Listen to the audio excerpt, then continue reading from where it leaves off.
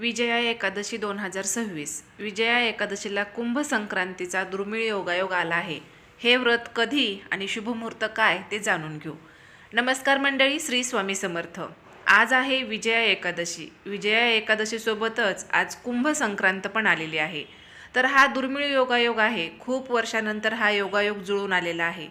तर याविषयी आपण सविस्तर माहिती या व्हिडिओमध्ये जाणून घेणार आहोत. त्या अगोदर चॅनलवर नवीन असाल तर आपल्या चॅनलला लाईक करा, शेअर करा, सबस्क्राईब केलेलं नसेल तर सबस्क्राईब करा, सोबतच बेल प्रेस करा, म्हणजे असेच नवनवीन व्हिडिओ तुम्हाला पाहता येतील. चला तर आपण व्हिडिओला सुरुवात करूया. हिंदू धर्मात एकादशी व्रत खूप महत्त्वाचे मानले जाते. हे व्रत भगवान विष्णूंना समर्पित आहे आणि विश्वाच्या निर्मात्याला प्रसन्न करण्याचा सर्वात सोपा मार्ग मानला जातो. प्रत्येक हिंदू महिन्याच्या कृष्ण पक्षाच्या एकादशी तिथीला आणि शुक्ल पक्षाच्या एकादशी तिथीला हे व्रत केले जाते. अशा प्रकारे वर्षभर 24 एकादशी तिथी व्रत असतात.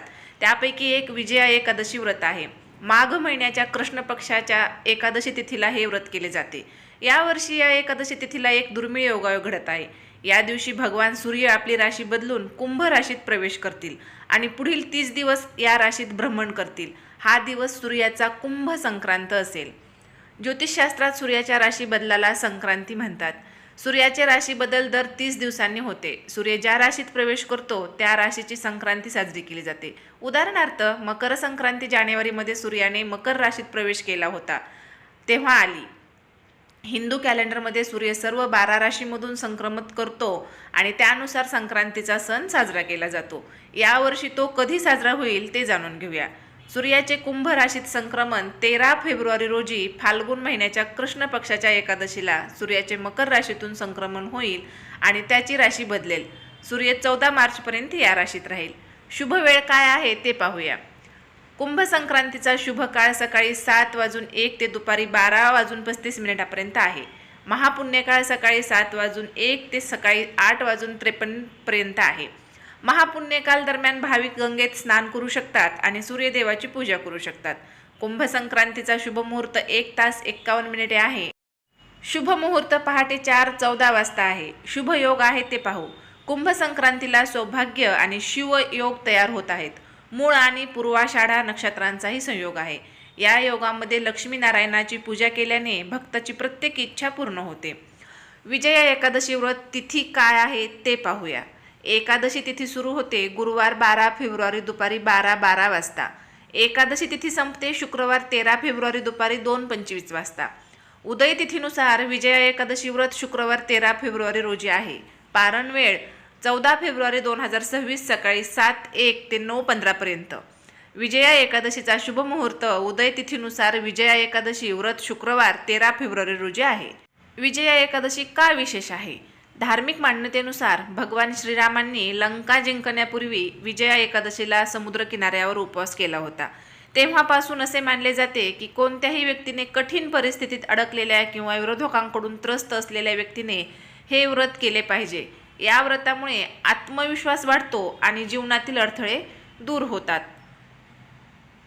विजया एकादशी पूजा विधी कशी करावी, आपण उपाय काय करावे ते पाहूया.